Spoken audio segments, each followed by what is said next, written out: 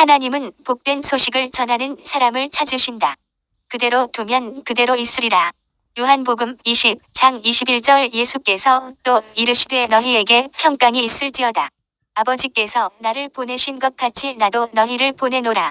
22절 이 말씀을 하시고 그들을 향하사 숨을 내쉬며 이르시되 성령을 받으라.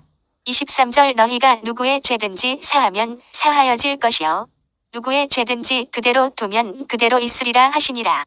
부활하신 주님의 최고의 관심은 평강이었다. 왜 부활하신 주님은 제자들에게 가장 먼저 평강을 말씀하셨는가? 첫째는 현실적으로 제자들에게 평강이 필요했기 때문이다. 둘째는 평강이 부활의 열매이기 때문이다. 셋째는 평강을 가진 자만이 평안의 복음을 전할 수 있기 때문이다. 나도 너희를 보내노라. 부활하신 주님의 또 하나의 관심은 파송이다. 보내는 것이다. 부활하신 주님은 너희에게 평강이 있을지어다 라고 말씀하시고 곧이어 나도 너희를 보내노라 라고 말씀하셨다. 요한복음 20장 21절 예수께서 또 이르시되 너희에게 평강이 있을지어다. 아버지께서 나를 보내신 것 같이 나도 너희를 보내노라. 부활하신 주님의 관심은 제자들을 보내는 것이었다. 그래서 부활 후 승천하실 때에도 제자들에게 말씀하셨다. 마태복음 28장 18절 예수께서 나와 말씀하여 이르시되 하늘과 땅의 모든 권세를 내게 주셨으니 19절 그러므로 너희는 가서 모든 민족을 제자로 삼아 아버지와 아들과 성령의 이름으로 세례를 베풀고 20절 내가 너희에게 분부한 모든 것을 가르쳐 지키게 하라. 볼지어다 내가 세상 끝날까지 너희와 항상 함께 있으리라 하시니라. 보냄을 위해 부르시는 예수님. 마태복음 10장은 파송장이다. 예수님이 12 제자를 부르셔서 권능을 주시고 파송하는 내용이다. 예수님은 제자들을 부르시고 권능을 주신다. 마태복음 10장 1절 예수께서 그의 12 제자를 부르사 더러운 귀신을 쫓아내며 모든 병과 모든 약한 것을 고치는 권능을 주시니라. 그리고 가라고 명령하신다.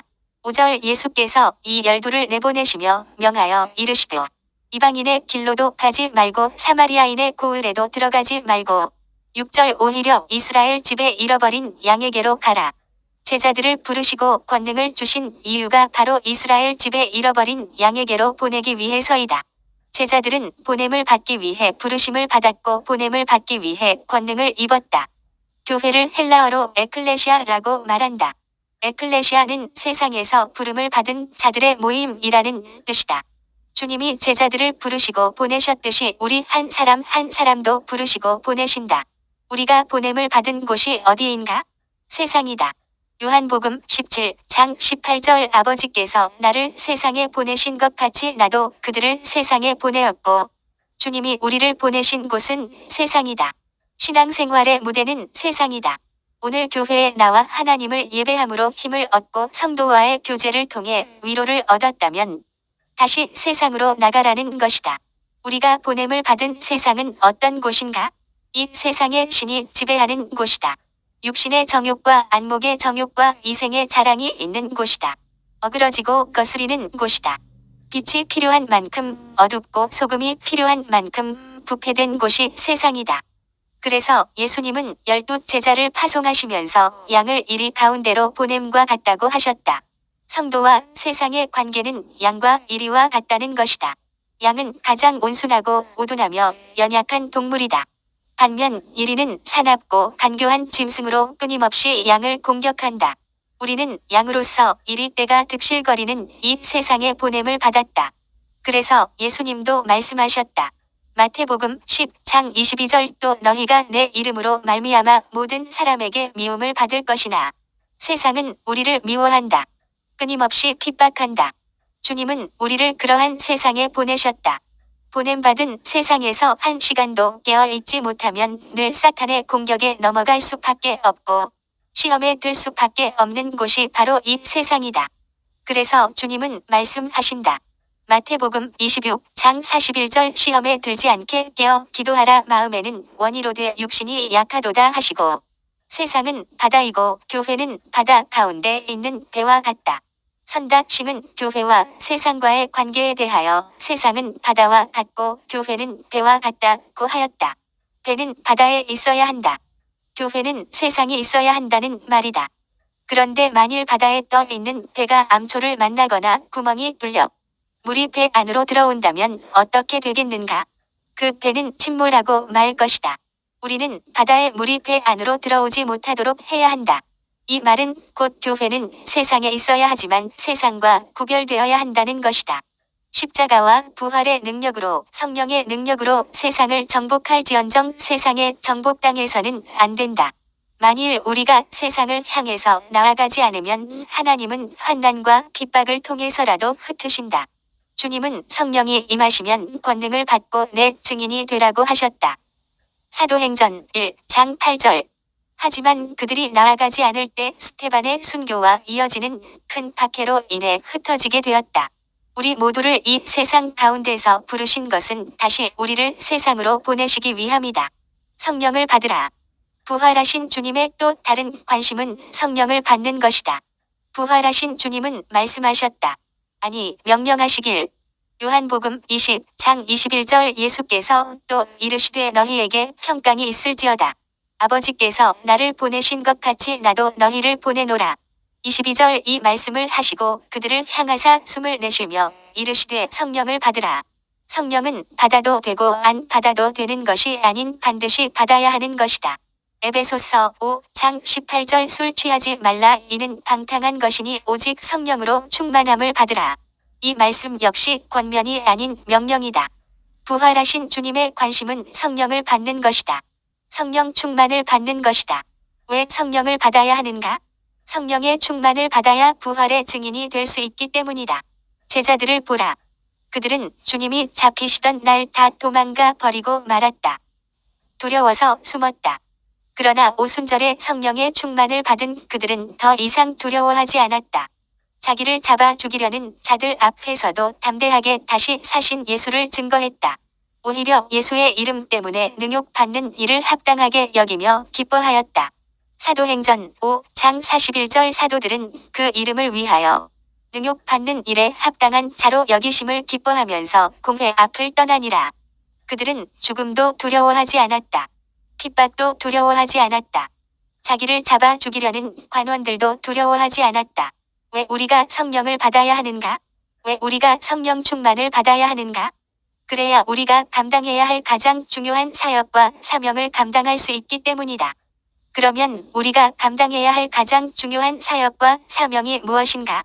요한복음 20장 23절 너희가 누구의 죄든지 사하면 사하여질 것이요.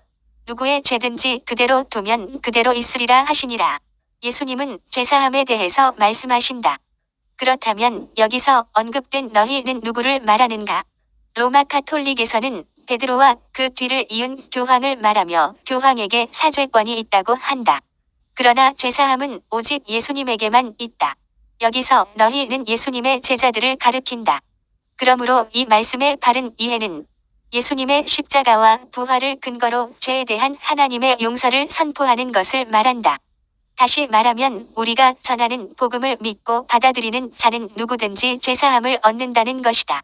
우리에게 죄사함의 권세가 있는 것이 아니라 우리가 전하는 복음을 듣고 예수님을 영접하면 누구든지 죄사함을 얻는다는 것이다. 왜냐하면 예수님이 우리의 모든 죄를 담당하시고 십자가에 달려 죽으심으로 우리의 죄값을 대신 지불하셨고 부활하심으로 죄의 값인 사망이 제거되고 하나님의 영원한 생명이 주어졌기 때문이다.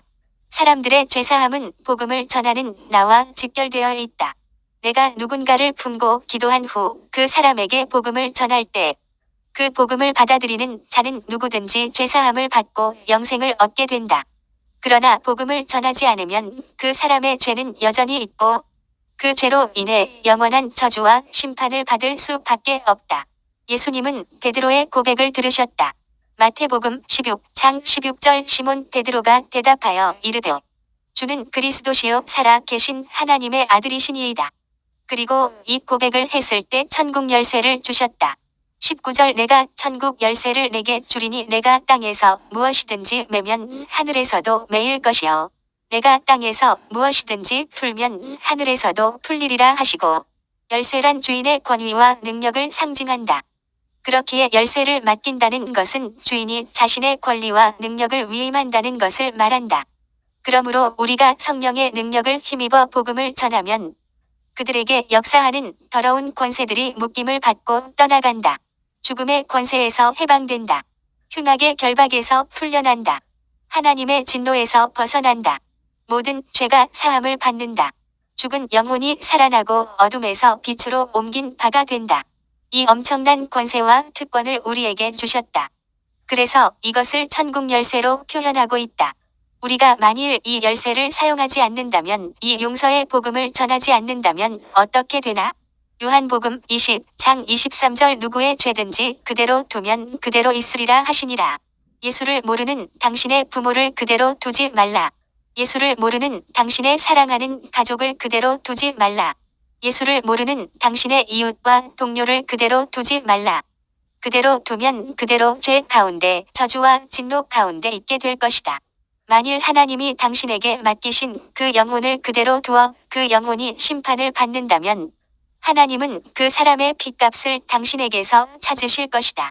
에스겔 3장 17절 인자야 내가 너를 이스라엘 족속의 파수꾼으로 세웠으니 너는 내 입의 말을 듣고 나를 대신하여 그들을 깨우치라. 18절 내가 깨우치지 아니하거나 말로 악인에게 일러서 그의 악한 길을 떠나 생명을 구원하게 하지 아니하면 그 악인은 그의 죄악 중에서 죽으려니와 내가 그의 피 값을 내 손에서 찾을 것이고 오 주여 성령의 충만함으로 용서의 복음을 선포하는 사람이 되게 하소서. 아멘.